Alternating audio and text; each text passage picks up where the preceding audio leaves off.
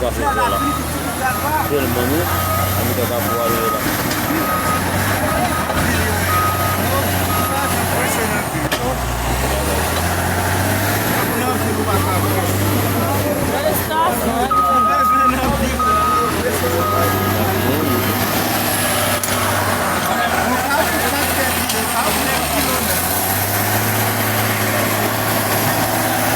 Como vêtements.